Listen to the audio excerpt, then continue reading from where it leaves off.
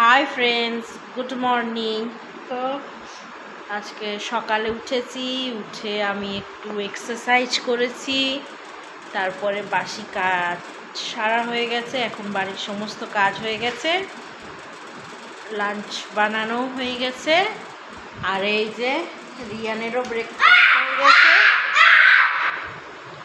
ওকে এখন আমি স্নান করাবো, তারপরে আমি স্নান করে পুজো করব। হাই ফ্রেন্ডস, আমাদের লাঞ্চ হয়ে গেছে আর এখন আমরা রেস্ট নিচ্ছি। আর লাঞ্চে ছিল ডাল, অমলেট ভাজা আর আলু ভাজা আর আমের টক।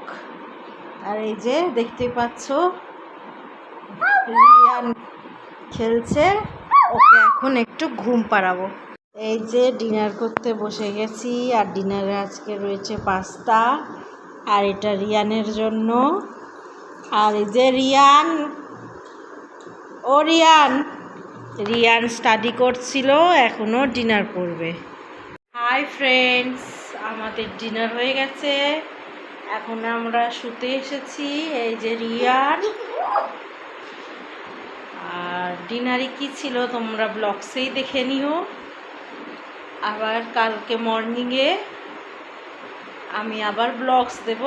আর আমার ব্লগস ভালো লেগে থাকলে তোমরা লাইক, কমেন্ট অ্যান্ড সাবস্ক্রাইব করে দিও।